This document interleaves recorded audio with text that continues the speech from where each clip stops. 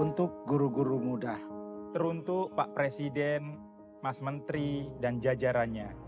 Surat untuk Bapak Presiden. Untuk Pak Arifudin, guru bahasa Indonesia saya. Untuk Pak Menteri Pendidikan dan Budaya. Kepada guru-guru hebat masa depan. Dulu saya tugas di desa. Saya masuk seperti saya orang yang dibuang. Tidak ada makna yang ada dalam benak dan pikiran saya. Bahkan saya cenderung bertindak keras pada mereka.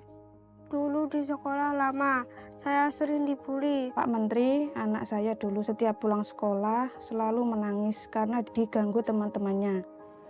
Di awal masuk sekolah, saya adalah anak yang nakal, yang tak pernah mendengar nasihat Bapak. Membayangkan hal-hal yang saya sudah buat pada anak-anak, saya bersedih. Saya kadang-kadang merasakan bahwa kenapa saya begini? Kenapa saya harus memilih jadi guru? Kalau memang saya jadi guru hanya mau untuk melukai mereka. Saat menulis surat ini, saya bersama dunia pendidikan Indonesia berada di masa yang kaya akan perubahan. Saya semakin mengenal murid-murid saya karena kesempatan yang diberikan kurikulum Merdeka untuk menyesuaikan pembelajaran dengan kebutuhan dan kondisi sekolah. Saya merasa saya dan teman-teman lainnya memiliki perubahan dalam proses pembelajaran.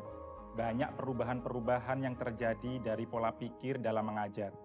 Dalam diri saya, mengajar lebih terasa bermakna di kurikulum Merdeka. Sekarang di sekolah ini, saya menemukan tempat yang nyaman. Kemarin saya juara 1, lomba lari 100 meter, kejuaraan Paralimpik. Guru saya menemukan bakat dan kemampuan saya. Anak saya istimewa, beda sama yang lain. Tapi saya sangat bangga dengan anak saya. Ternyata jadi guru itu keren, banyak sesuatu yang luar biasa saat di sekolah. Ketika kita melihat potensi anak-anak, ketika kita bisa memotivasi anak-anak untuk maju, itu sebagai kepuasan yang luar biasa. Saya bersyukur karena dengan adanya kurikulum ini men-set dan batin saya lebih tenang.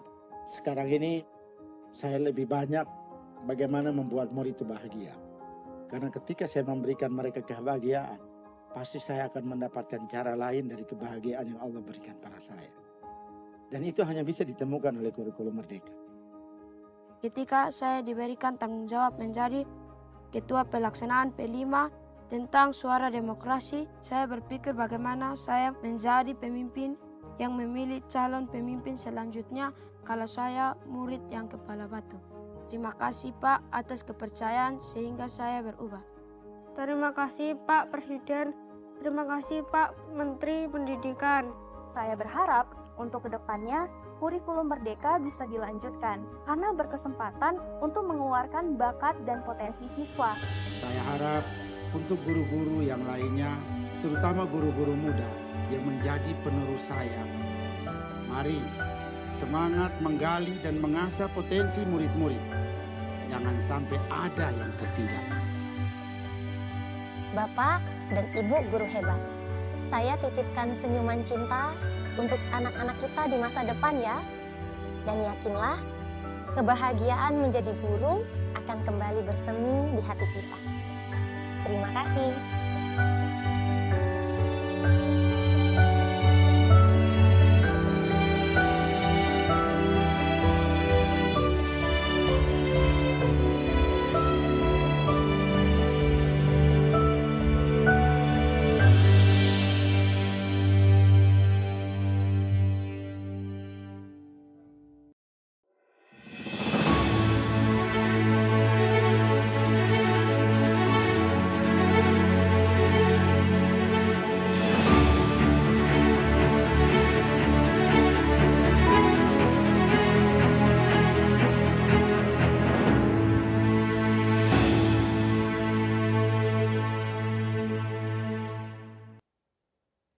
Assalamualaikum warahmatullahi wabarakatuh. Salam sejahtera, Om Swastiastu, Namo Buddhaya, salam kebajikan, Rahayu. Bapak Ibu hadirin, sebelumnya izinkan saya menyapa Ibu Bapak yang telah hadir pada sore hari ini.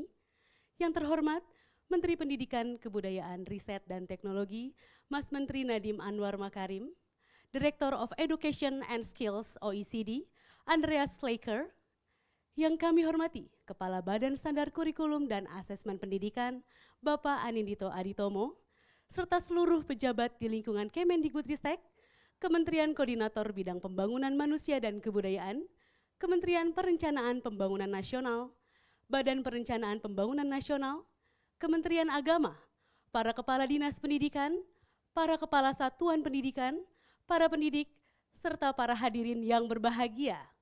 Puji syukur kehadirat Tuhan Yang Maha Esa, karena atas rahmat dan hidayahnya kita semua bisa berkumpul pada sore hari ini dengan keadaan sehat walafiat, tentunya pada acara perilisan hasil PISA 2022. Baik Bapak Ibu hadirin, sejak tahun 2000 Indonesia telah mengikuti studi program for International Student Assessment atau disebut PISA. Studi ini mengukur capaian kompetensi siswa di bidang membaca, matematika, dan sains serta aspek-aspek yang mendukung proses pembelajaran. Dan saat ini kita akan melihat bersama hasil studi PISA tahun 2022 yang telah diikuti oleh 81 negara termasuk Indonesia. Untuk lebih jelasnya, mari kita ikuti bersama laporan Kepala Badan Standar Kurikulum dan Asesmen Pendidikan kepada Bapak Anindito Aditomo. Dengan hormat kami silakan. Terima kasih Mbak Dila. Yang saya hormati Menteri Pendidikan, Kebudayaan, Riset, dan Teknologi, Mas Menteri Nadiem Anwar Makarim, para pimpinan Kemendikbudristek, dari Kemenko PMK, dari Bappenas, dan Kementerian Agama, para Kepala Dinas Pendidikan, pimpinan organisasi kemasyarakatan dan lembaga pendidikan, teman-teman pendidik dan pegiat pendidikan, dan seluruh peserta webinar. Assalamualaikum warahmatullahi wabarakatuh. Selamat sore dan salam sejahtera. Bapak dan Ibu rekan-rekan sekalian, hasil PISA 2022 sebentar lagi akan diumumkan oleh Mas Menteri. Banyak yang sudah menunggu-nunggu pengumuman ini, karena PISA memang sekarang ini satu-satunya benchmark internasional yang diikuti oleh Indonesia. Bagi pemirsa yang belum tahu, PISA adalah asesmen internasional yang menilai kualitas sistem pendidikan, di mana kualitas utamanya dilihat dari kemampuan literasi murid berusia 15 tahun atau kelas 9 SMP dan kelas 10 SMA di sebuah negara. PISA diadakan setiap 3 tahun sekali oleh OECD, dan kita sudah mengikutinya sejak pertama kali, yaitu di tahun 2000, lebih dari 20 tahun yang lalu. Dan data PISA sejak tahun 2000 inilah yang membuat kita bisa tahu bahwa selama 20 tahun terakhir, ternyata sistem pendidikan kita tidak banyak berubah dari sisi kualitas pembelajaran. Indonesia memang sudah berhasil menambah akses bagi jutaan anak, tapi baru sekitar sepertiga murid kita yang memenuhi standar minimum secara internasional dalam hal literasi. Jadi ini adalah sebuah krisis yang sudah lama terjadi dan kemudian diperparah oleh pandemi COVID. Dan krisis belajar ini yang menjadi salah satu landasan penting bagi kita di Kemdikbudristek untuk berfokus pada peningkatan kompetensi dasar dan karakter murid dalam Merdeka Belajar. Bapak dan Ibu sekalian, perlu diketahui bahwa pengambilan data PISA 2022 ini dilaksanakan di awal tahun 2022, persis setelah pandemi. Sehingga hasilnya pasti diwarnai oleh learning loss akibat penutupan sekolah dan disrupsi lain selama 2 tahun penanganan pandemi COVID. Meski demikian, kita tetap memutuskan untuk ikut PISA 2022 agar kita memiliki ukuran dampak pandemi dan evaluasi terhadap berbagai program dan kebijakan yang diterapkan untuk mengatasi dampak pandemi di bidang pendidikan, termasuk penyederhanaan materi pada kurikulum darurat. Ini mencerminkan komitmen Kemdikbudristek untuk menggunakan data, terutama data tentang kualitas pembelajaran, sebagai umpan balik bagi kebijakan kita dan program-program pendidikan di Indonesia. Terakhir, perlu diketahui bahwa seperti halnya semua asesmen, PISA punya keterbatasan. Misalnya, PISA hanya dilaksanakan setiap 3-4 tahun ke depannya, dan hanya menghasilkan potret secara nasional. Karena itu, untuk melengkapi PISA, Indonesia menerapkan asesmen nasional sejak tahun 2021 yang justru lebih lengkap dan jangkauannya lebih komprehensif, menjangkau semua sekolah dan semua jenjang. Hasil asesmen nasional inilah yang kita sampaikan kepada setiap sekolah dan Pemda melalui platform rapor pendidikan, dan di tingkat nasional kita menggunakannya untuk mengevaluasi dampak program-program Merdeka Belajar seperti implementasi kurikulum Merdeka. Demikian laporan yang bisa saya sampaikan sebagai pembuka acara ini. Terima kasih kepada Mas Menteri yang berkenan memaparkan hasil PISA 2022 kita, dan juga kepada Andreas Schleicher selaku Direktur Pendidikan OECD yang berkenan memberi ulasan dan tanggapannya mengenai hasil PISA di Indonesia. Terima kasih. Wassalamualaikum warahmatullahi wabarakatuh. Salam sejahtera untuk kita semua. Terima kasih Pak Nino atas laporan yang telah Bapak berikan. Bapak Ibu tamu undangan, telah hadir pula bersama kita Menteri Pendidikan, Kebudayaan, Riset, dan Teknologi yang akan memaparkan hasil PISA 2022 kepada kita semua. Yang terhormat, Mas Menteri Nadiem Anwar Makarim, kami silakan. Assalamualaikum warahmatullahi wabarakatuh. Salam sejahtera bagi kita semua. Om Swastiastu, Namo Buddhaya, salam kebajikan, Rahayu. Yang saya hormati, Director of Education and Skills OECD, Andreas Schleicher, perwakilan Kementerian Koordinator Bidang Pembangunan Manusia dan Kebudayaan, perwakilan Kementerian Perencanaan Pembangunan Nasional, Bappenas, perwakilan Kementerian Agama, para pimpinan dan pegawai Kemendikbudristek, para kepala dinas pendidikan, serta pimpinan organisasi dan lembaga, ibu dan bapak kepala sekolah, guru, dan seluruh insan pendidikan yang saya banggakan. Hari ini adalah hari yang sangat penting karena kami ingin melaporkan hasil studi PISA tahun 2022 yang akan kita umumkan hari ini. Nah, untuk menyampaikan hasil capaian daripada studi PISA 2022 ini, izinkan saya melakukan paparan singkat. Kalau bisa ditayangkan, silahkan. Jadi hari ini kita akan membahas sekilas mengenai PISA, hasilnya, dan mengapa peringkat PISA 2022 Indonesia meningkat, dan apa saja yang harus kita lakukan bersama untuk memulihkan pembelajaran. Berikut.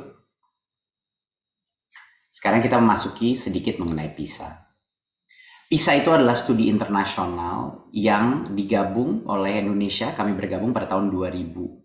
Dan karena dengan alasan Indonesia mengutamakan transparansi daripada pemantauan kualitas pembelajaran kita dan juga untuk melihat relatif dengan negara lain.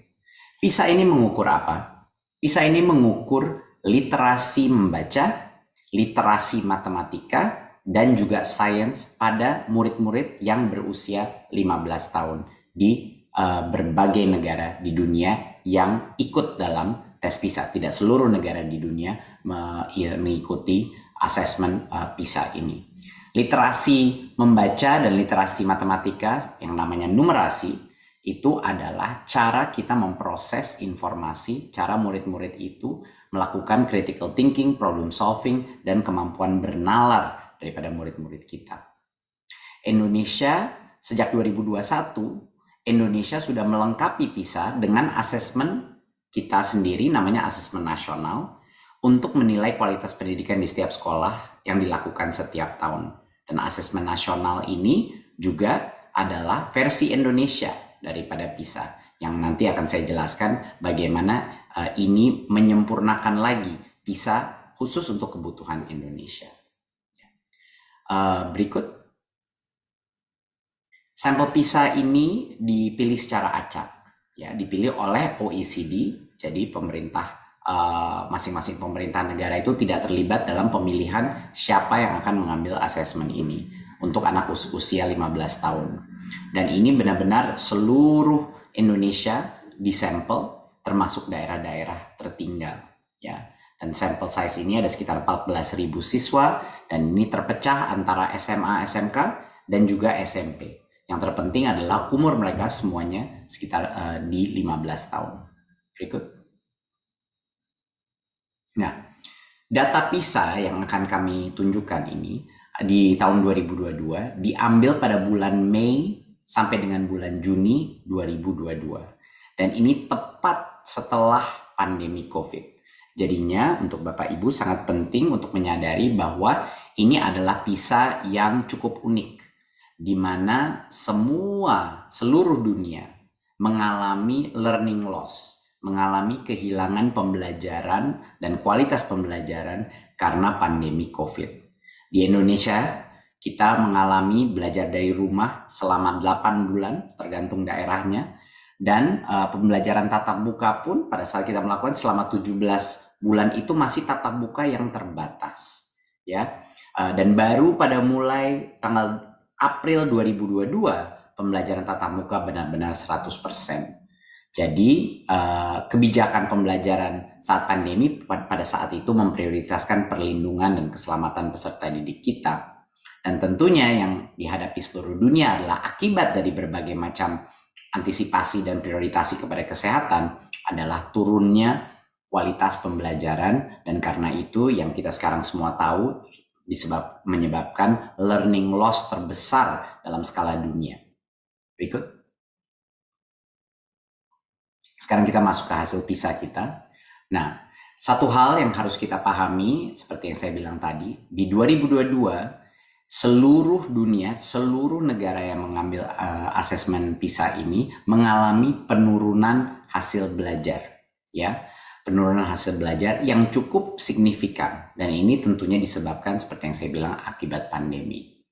Jadi dari sisi skor absolut tentunya Indonesia seperti negara-negara lain juga mengalami penurunan. Meski begitu, peringkat Indonesia di PISA 2022. Dan karena itu kita ingin memonitor sebenarnya kalau seluruh dunia mengalami learning loss, bagaimana bagaimana status learning loss kita dibandingkan dengan negara lain. Dan karena itu kita melakukan analisa membandingkan dengan negara lain.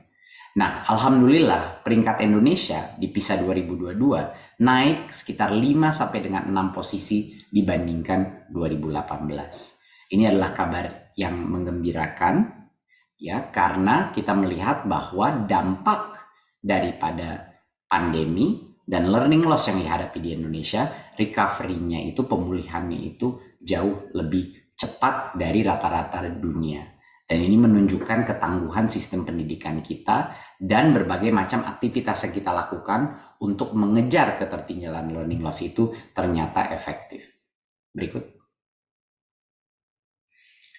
Untuk kategori literasi membaca, ini peringkat Indonesia di PISA naik 5 posisi dibandingkan sebelumnya. Seperti kita bisa lihat perbandingan di atas tahun 2018 sampai dengan di bawah 2022, Indonesia mengalami peningkatan naik posisinya sebanyak 5. Berikut.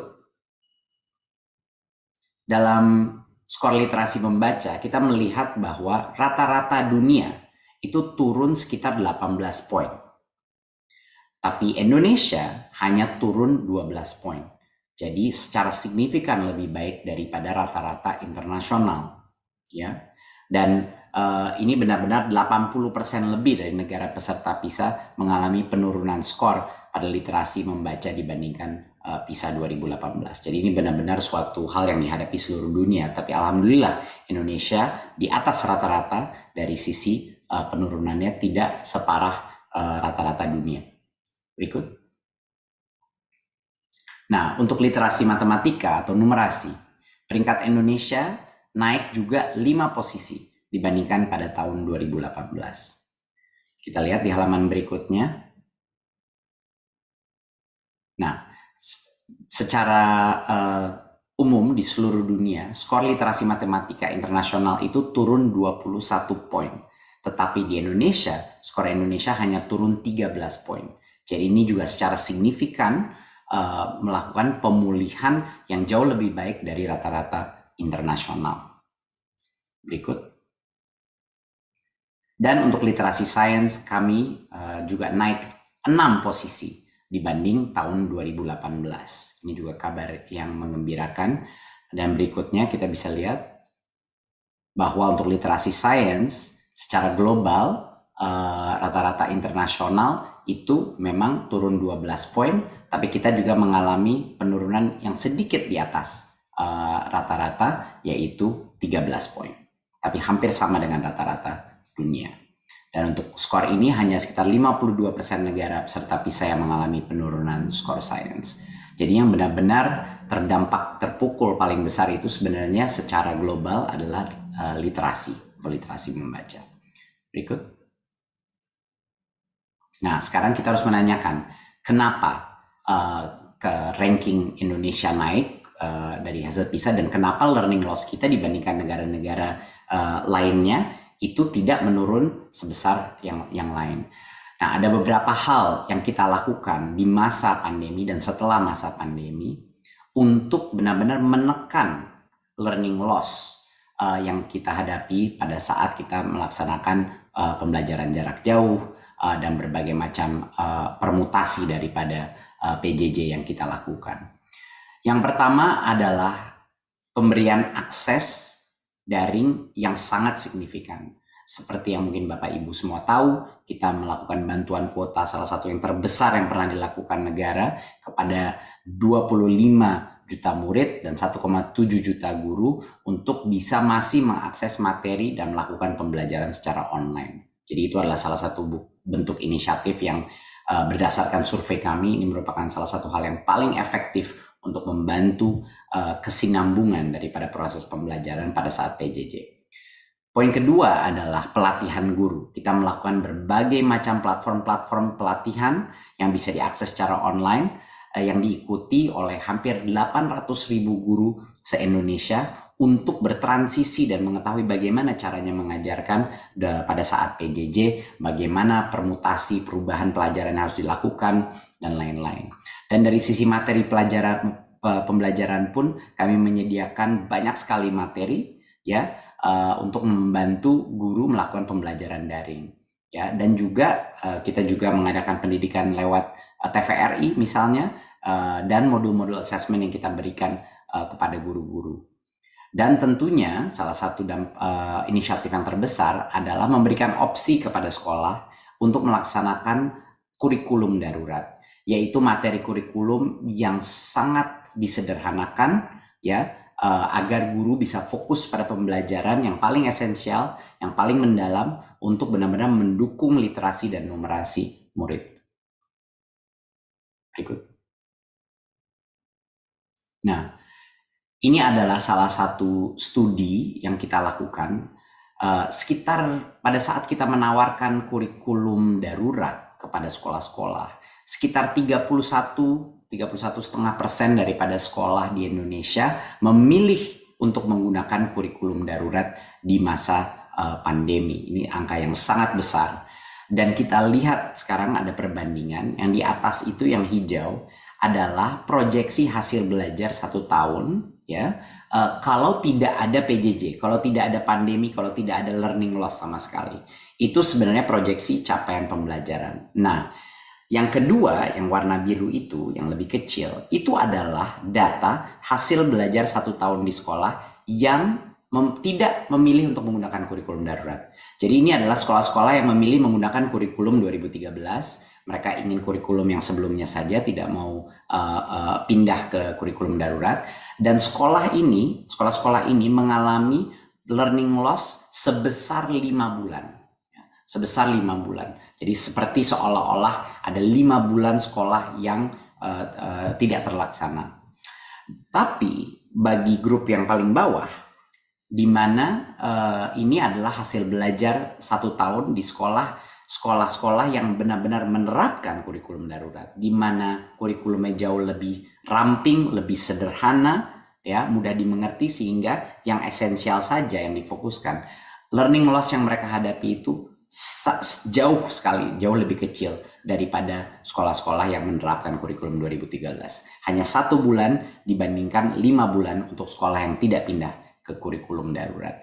Jadi ini benar-benar menunjukkan salah satu penemuannya yang sangat penting, bahwa besarnya atau kepadatannya kurikulum itu sangat punya dampak yang sangat besar terhadap pendalaman kepada kompetensi-kompetensi esensial seperti numerasi dan literasi. Disinilah kita mendapatkan berbagai macam pembelajaran, bahwa sebenarnya kurikulum yang lebih sederhana, yang tidak ditumpuk dengan dipadatkan dan harus kejar tayang terus gurunya, ini bisa menimbulkan pembelajaran yang lebih mendalam dan lebih efektif.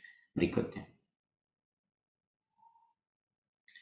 Nah, kurikulum merdeka itu benar-benar drastis perbedaannya. Kita mengurangi 30-40% materi wajib agar guru diberikan waktu, diberikan kebebasan dan waktu untuk benar-benar mengejar ketertinggalan, untuk melakukan pembelajaran yang lebih interaktif, yang lebih menyenangkan, dan untuk melaksanakan pembelajaran berbasis proyek. Jadi ini adalah salah satu inovasi yang dihasilkan kurikulum merdeka. Dan kurikulum merdeka mendukung guru dengan melakukan berbagai macam asesmen diagnostik yang memastikan guru itu tahu setiap anak itu apa kemampuan mereka dan diberikan kebebasan untuk maju dan mundur sesuai kemampuan anak-anak itu. Dan tentunya buku-buku teks kurikulum merdeka ada berbagai macam aktivitas yang mengasah daya nalar.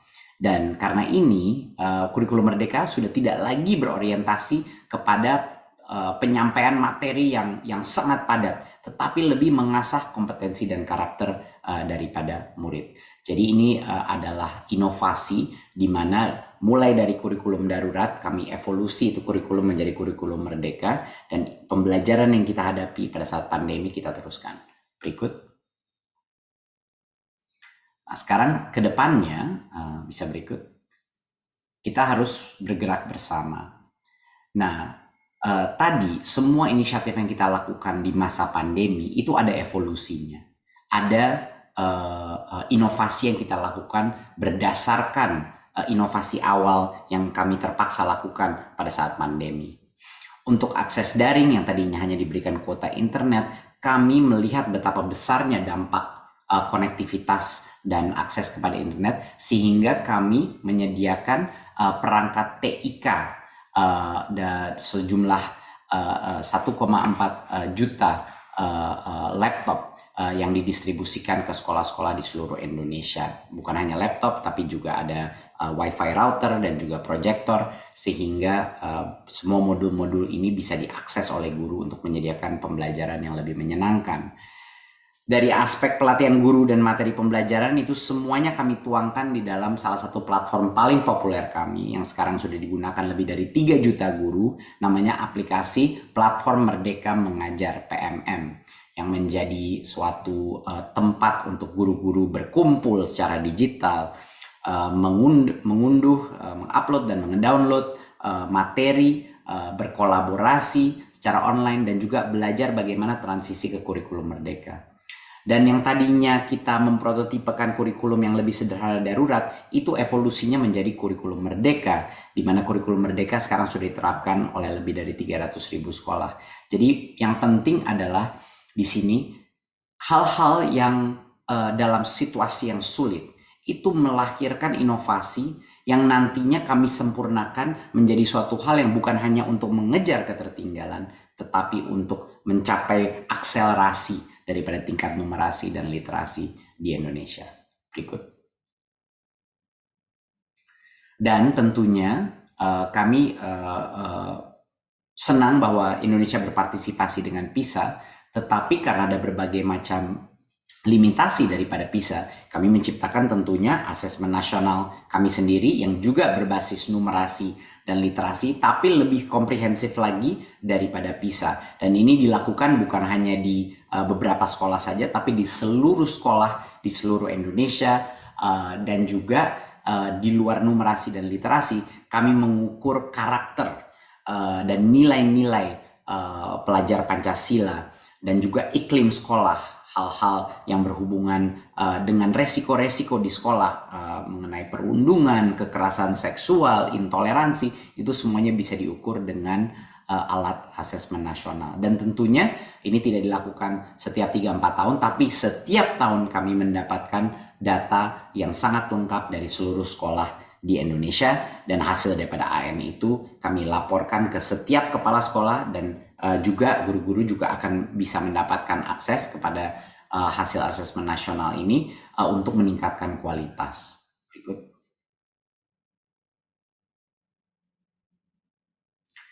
Nah, kita melihat data, ya kami melakukan analisa untuk membandingkan menggunakan asesmen nasional, jadi capaian numerasi dan literasi.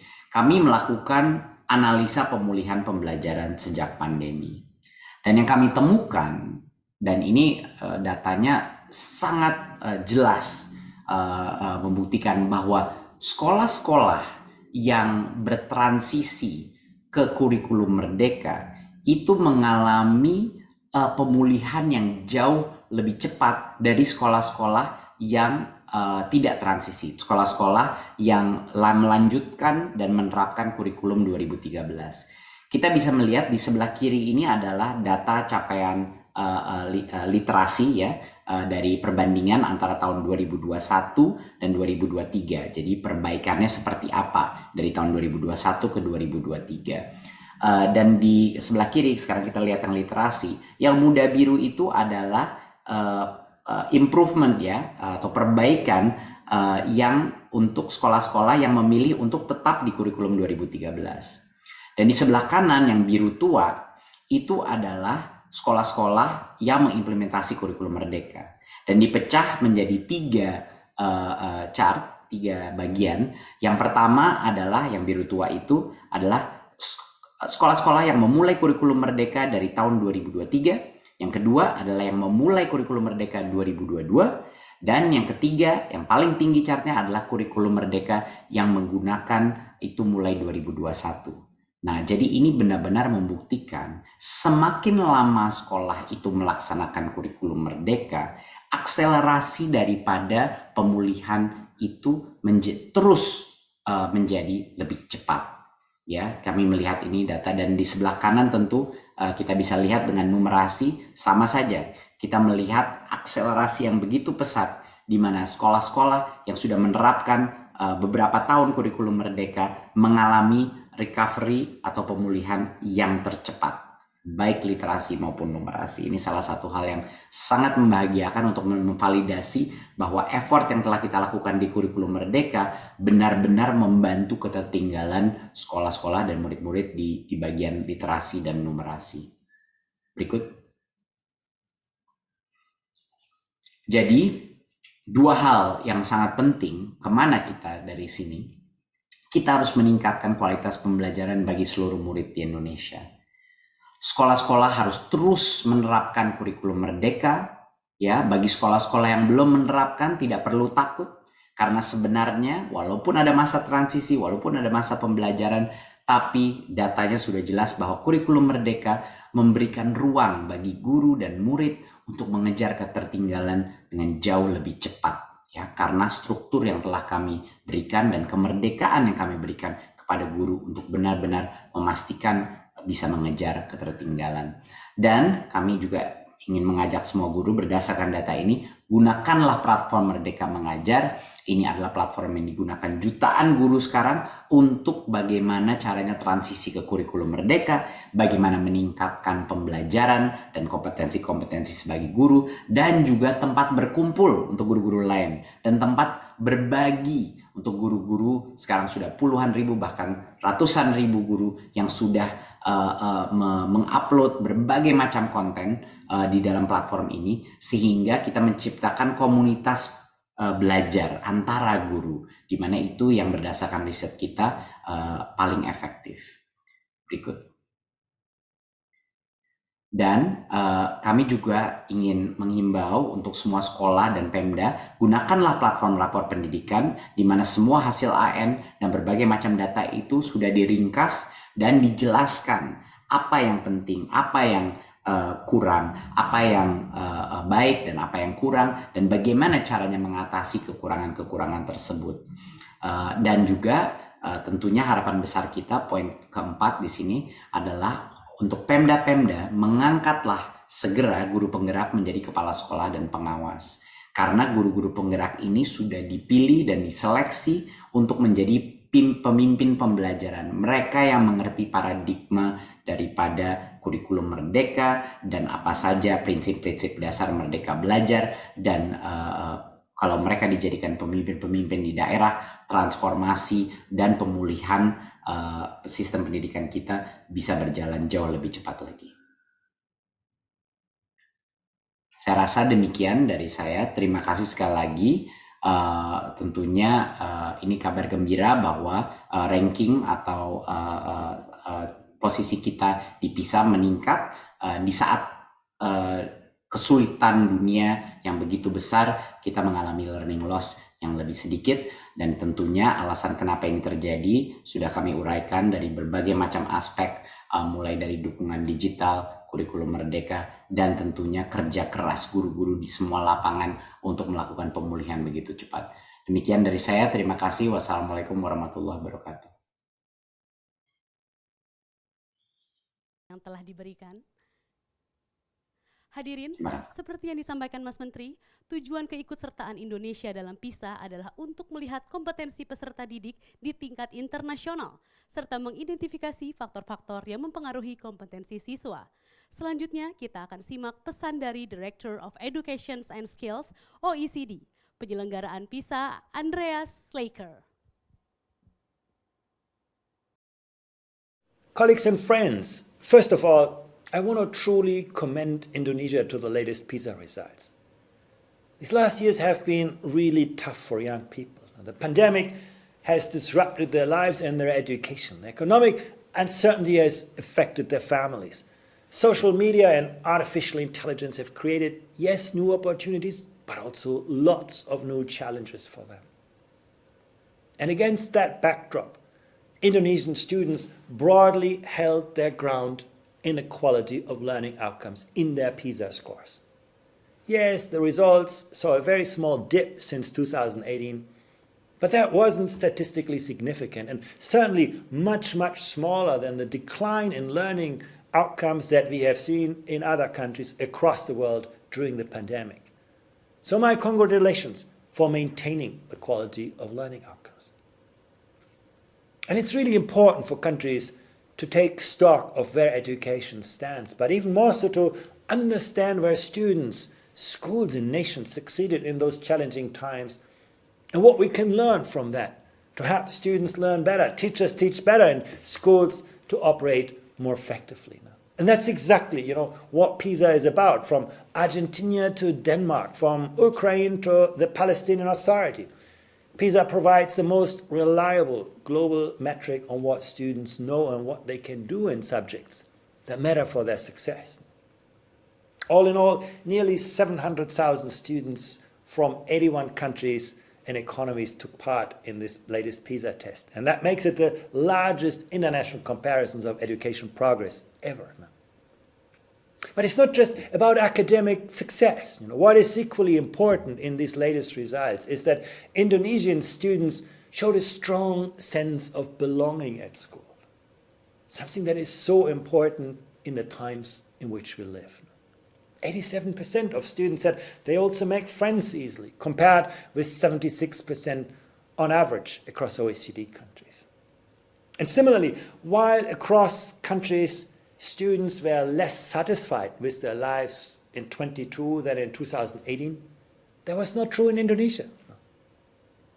And only 4% of Indonesian students said that they did not feel safe in school. Across the OECD countries, that number was twice as big.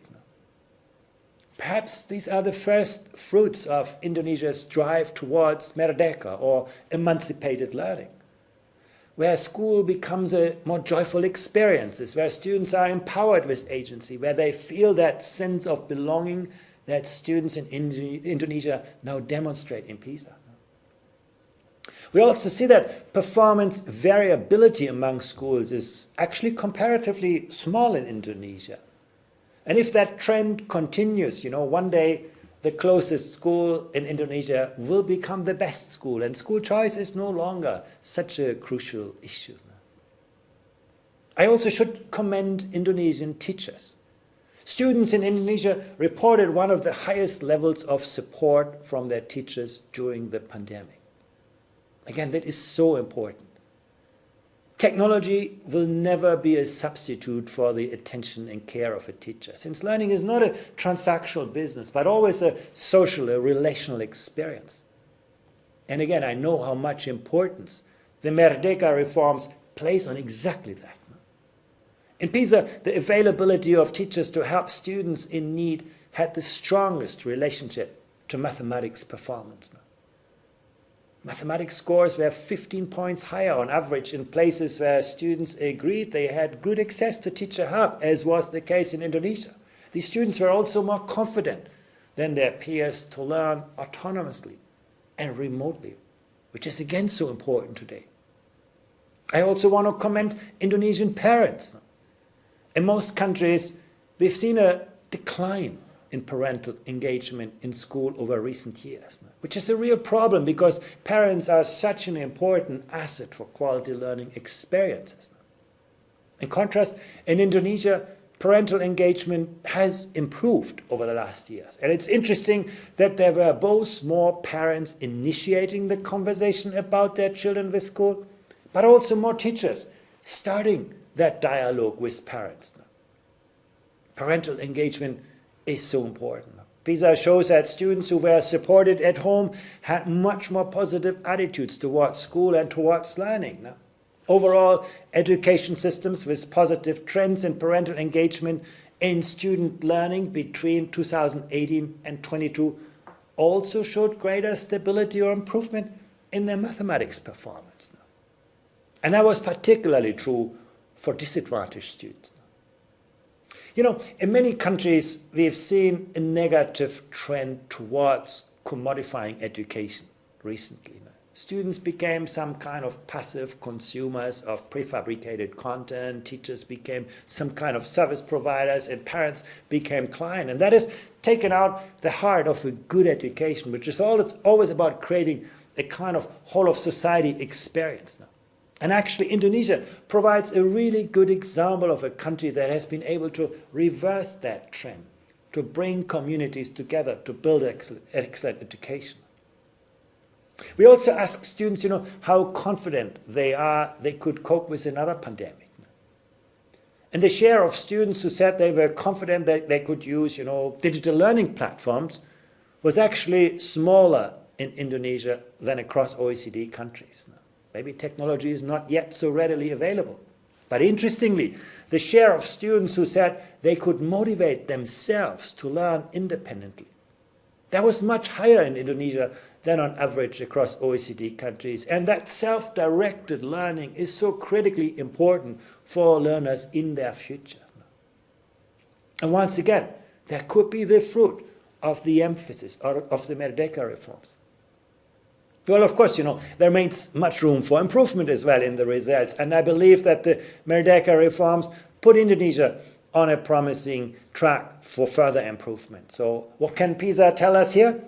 Well, for a start, PISA challenges the notion that higher investment in education automatically yields better outcomes. Yes, there is a positive relationship between investment in education and average performance up to a threshold of about $75,000 in spending per student, up to the age of 15. And there is a clear case for Indonesia to invest more in education as the country, falls well below that kind of threshold. No? But the data also show that, beyond that threshold, and one day Indonesia will reach it, extra spending makes much less of a difference. And what often matters more is how resources are used. Countries committed to establishing top-tier education systems tend to prioritize the quality of teaching over the size of a class. They also provide, funding mechanisms that align resources with needs, with special attention to the students who need it most. They also invest wisely in school infrastructure, including digital resources. PISA also shows that students have generally embraced learning through digital technologies. Now, most Indonesian students feel quite confident of using various technologies, including learning management systems, school learning platforms, video communication programs, and all of that matters now. Across OECD countries, and even after, when you account for social background, students who spend up to 1 hour per day learning on digital devices in school scored 14 points higher in mathematics than students who didn't do that. At the same time, technology used for leisure rather than instruction, such as mobile phones in schools, that is clearly linked to poorer results now. Students who said they become distracted by other students who are using digital devices scored 15 points lower than students who reported that never happened. And even after accounting for social background. How education systems grapple with, technological change is a defining feature of the new educational landscape. So lots of things to be proud of in Indonesia with these latest PISA results, but also some challenges. It's important to continue to reimagine education, to make our students leaders for a better future, to help our teachers become great coaches, great mentors, and creative designers of truly innovative learning environments, and to build communities that do not conserve but truly transform education. And that's not about making the impossible possible, but about making the possible attainable.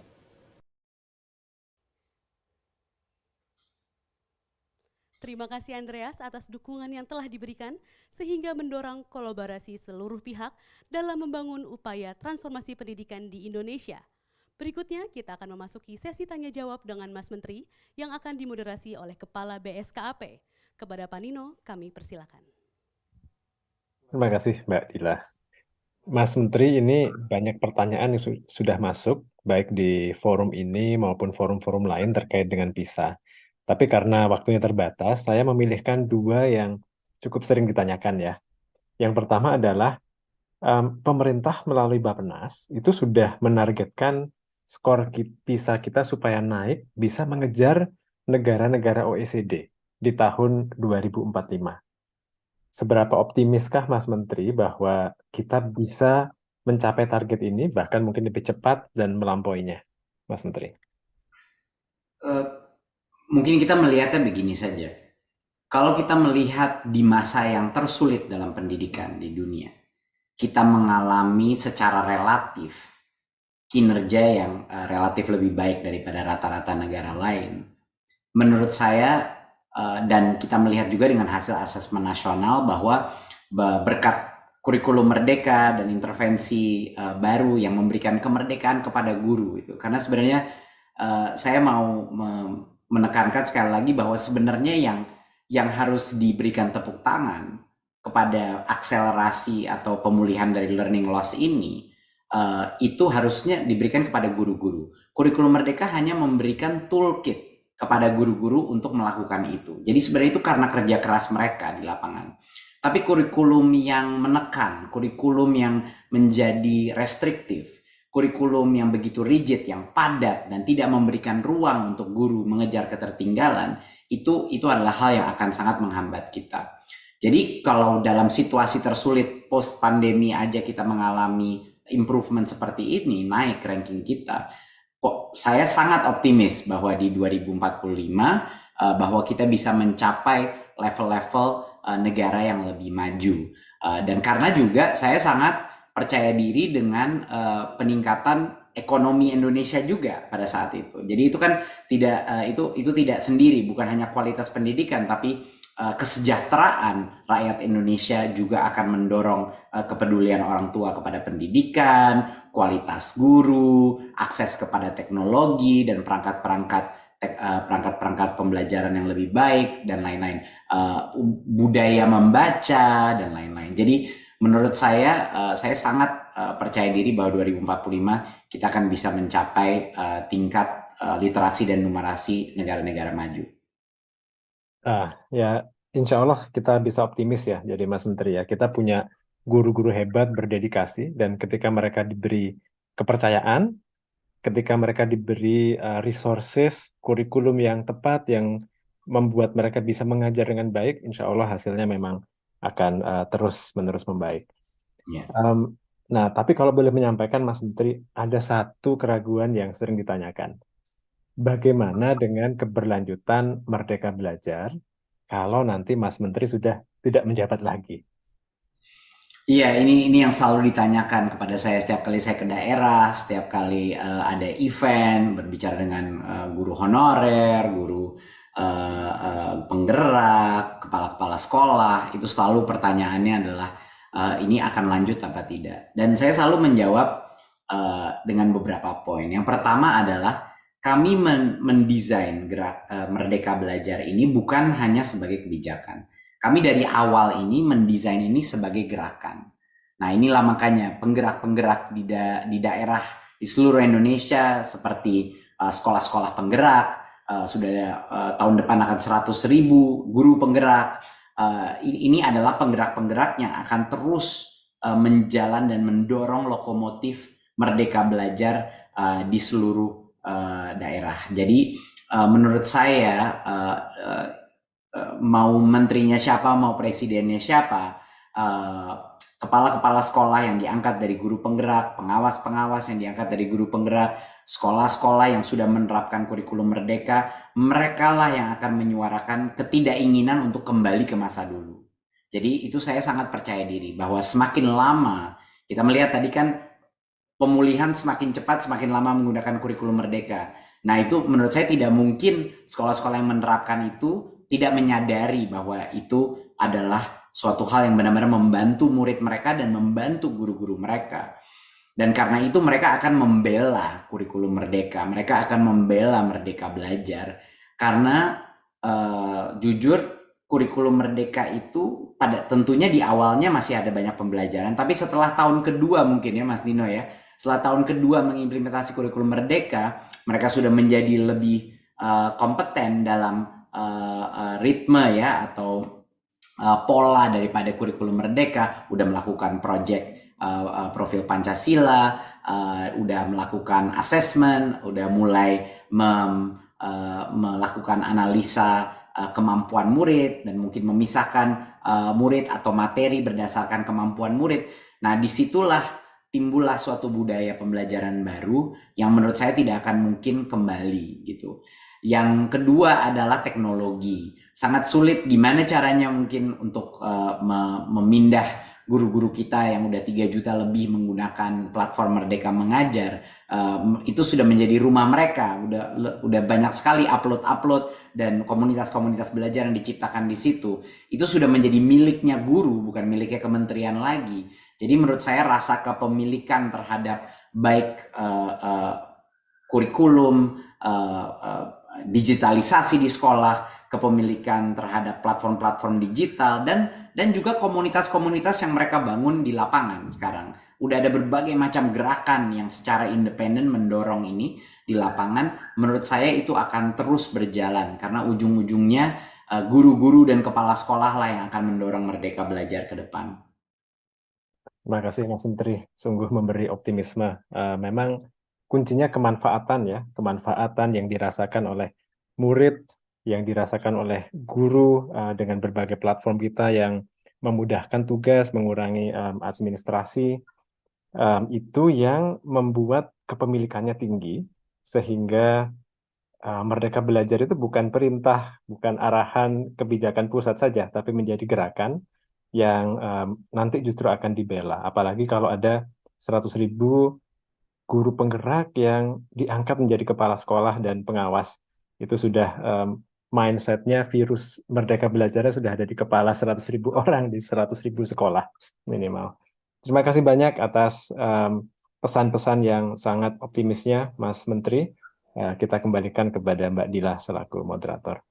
Terima kasih. Terima kasih. Terima kasih Pak Nino dan Mas Menteri, diskusi yang sangat menarik dan semoga menjawab pertanyaan dari seluruh masyarakat Indonesia. Selanjutnya, mari kita simak penyampaian terkait hasil studi PISA 2022 sebagai bentuk gotong royong seluruh pemangku kepentingan untuk mendukung transformasi sistem pendidikan di Indonesia yang akan disampaikan oleh Deputi Bidang Koordinasi Peningkatan Kualitas Pendidikan dan Moderasi Beragama, Kementerian Koordinator Bidang Pembangunan Manusia dan Kebudayaan, serta Deputi Pembangunan Manusia, Masyarakat dan Kebudayaan, Kementerian Perencanaan dan Pembangunan Nasional Bappenas, dan juga Direktur Jenderal Pendidikan Islam Kementerian Agama. Berikut tayangannya. Saya menyambut baik dan selalu mendukung partisipasi pemerintah Indonesia khususnya di bidang pendidikan ini melalui program for International Student Assessment, dalam hal ini yang diadakan oleh OECD yang berada di Prancis. Hal ini tentu semakin memantapkan bagaimana Indonesia, dalam hal ini pemerintah, selalu mengevaluasi, memanfaatkan ranking dari yang diperoleh oleh siswa-siswa kita untuk kemudian meningkatkan kualitasnya, sehingga pendidikan Indonesia di kancah dunia akan semakin meningkat kualitasnya. Dan juga tentunya ini berperan bagi Indonesia untuk mengetahui peta kualitas pendidikan Indonesia, kemerataan, disparitas, dan seterusnya. Oleh karena itu, saya berharap seluruh pihak yang terlibat dalam hal ini, Kementerian Pendidikan, Kebudayaan, Riset, dan Teknologi, dan pemerintah daerah, untuk terus mendorong siswa-siswi yang ada di daerahnya masing-masing untuk meningkatkan kompetensinya di bidang literasi, membaca dalam hal ini, dan juga memahami, kemudian matematika dan sains.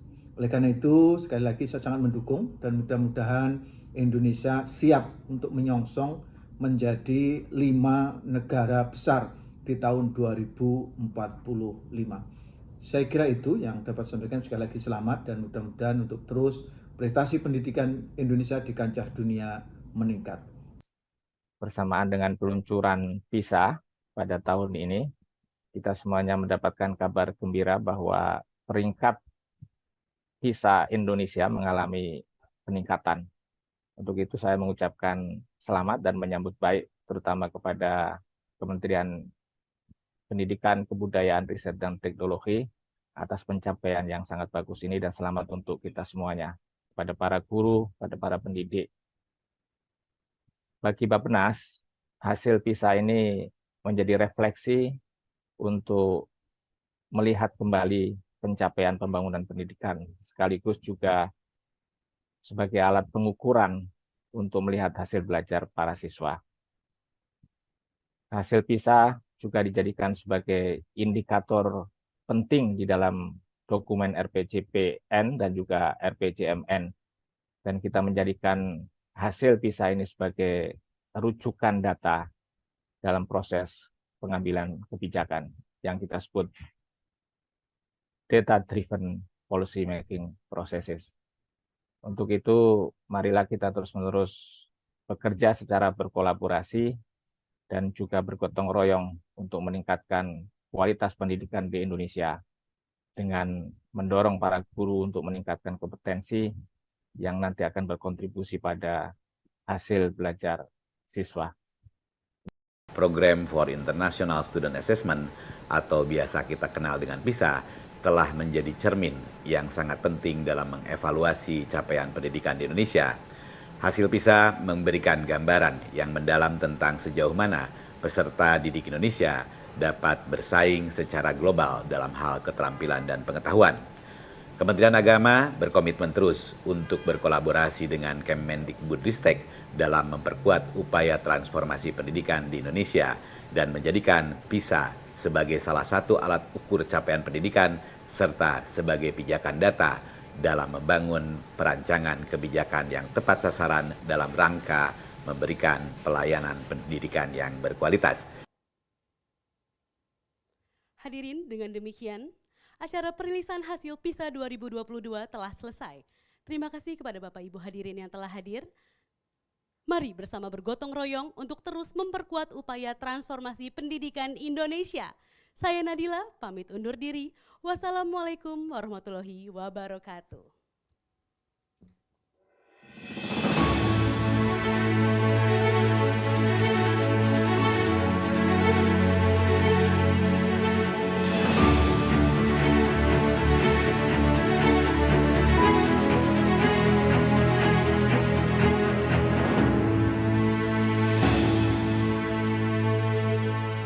Upaya meningkatkan kualitas pendidikan di Indonesia dapat dilakukan melalui pembenahan yang sesuai dengan kebutuhan dari tiap tingkat pemangku kepentingan. Mulai dari tingkat satuan pendidikan, pemerintah daerah di tingkat kota dan kabupaten, provinsi, hingga nasional. Upaya ini memerlukan gotong royong dari berbagai pihak untuk mengakselerasi transformasi pendidikan Indonesia. Tahukah Anda bahwa kita semua adalah bagian dari ekosistem yang dapat berperan dalam pembenahan kualitas pendidikan di Indonesia? Mulai dari kepala satuan pendidikan, guru, peserta didik, komite sekolah, orang tua murid, pemerintah daerah, hingga masyarakat, semua punya peran dalam meningkatkan kualitas pendidikan di Indonesia. Untuk itu, Kemendikbudristek mengembangkan rapor pendidikan yang berkaitan satu sama lain. Agar setiap pihak dapat melihat kondisi pendidikan di Indonesia, memetakan tantangan yang muncul, kemudian bergotong royong melakukan pembenahan sesuai kapasitasnya, mulai dari tingkat satuan pendidikan, pemerintah daerah hingga nasional. Terdapat 3 jenis rapor pendidikan berdasarkan cakupan datanya, yaitu rapor pendidikan untuk satuan pendidikan, rapor pendidikan untuk pemerintah daerah, dan rapor pendidikan Indonesia yang berkaitan satu sama lain. Yuk, simak penjelasan masing-masing platformnya. Pertama, rapor pendidikan untuk satuan pendidikan digunakan untuk perencanaan berbasis data atau PBD di tingkat satuan pendidikan. Kepala Satuan Pendidikan dan guru dapat melakukan proses identifikasi prioritas masalah, refleksi akar masalah, dan perencanaan pembenahan. Satuan pendidikan dapat melakukan perencanaan pembenahan yang sesuai dengan kondisi satuan pendidikan. Misalnya, melakukan pembenahan kualitas literasi atau numerasi, hingga iklim keamanan satuan pendidikan berdasarkan kondisi yang paling perlu perbaikan. Kini, platform ini juga dilengkapi fitur poster rapor pendidikan yang dapat diunduh untuk memberikan informasi secara ringkas mengenai hasil capaian satuan pendidikan. Hasil unduhan poster ini dapat dibagikan ke orang tua murid atau komite sekolah atau dipajang di papan mading sekolah untuk memantik berbagai diskusi. Tujuannya agar saat satuan pendidikan melakukan pembenahan, orang tua dan warga sekolah diharapkan dapat memberi masukan atau ide hingga berbagai dukungan dalam pelaksanaan pembenahan yang direncanakan. Selanjutnya, pada tingkat daerah terdapat rapor pendidikan untuk pemerintah daerah, yaitu Dinas Pendidikan Provinsi dan Kabupaten atau Kota yang membantu perumusan kegiatan dan anggaran daerah untuk pemenuhan standar pelayanan minimal atau SPM pendidikan di daerah kewenangannya. Di dalamnya terdapat capaian indeks SPM pendidikan, capaian indikator prioritas, akar masalah, serta cara pembenahan untuk melihat rekomendasi kegiatan pembenahan yang sudah dipetakan. Dengan platform ini, Kepala Dinas Pendidikan dan jajarannya, para pengawas, serta kepala daerah dapat berdiskusi membahas hasil SPM pendidikan hingga membuat alokasi anggaran untuk kegiatan pembenahan sesuai dengan prioritas yang disepakati oleh pemerintah daerah. Dan yang terakhir, pada tingkat nasional terdapat Rapor Pendidikan Indonesia yang dapat diakses oleh siapa saja, seperti warga sekolah, orang tua, dan pihak yang memiliki kepedulian terhadap kemajuan pendidikan di Indonesia. Rapor Pendidikan Indonesia merupakan upaya refleksi bersama membenahi kualitas pembelajaran murid di seluruh Indonesia. Pemanfaatan platform ini dapat membantu masyarakat untuk melihat capaian kualitas pendidikan di Indonesia secara menyeluruh dan mengawal upaya pembenahan kualitas pendidikan. Untuk mengakses Rapor Pendidikan Indonesia, Anda dapat mengunjungi laman raporpendidikan.kemdikbud.go.id.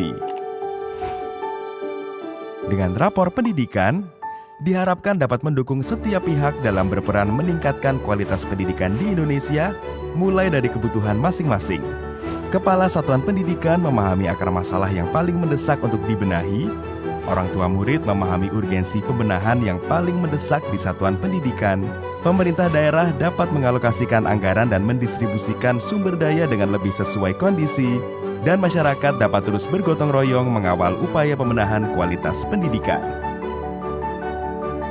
Karena kita semua yakin, saat semua pelaku pendidikan di Indonesia bergotong royong dan berupaya melakukan pembenahan yang sesuai kebutuhan, transformasi pendidikan yang didambakan dapat terakselerasi.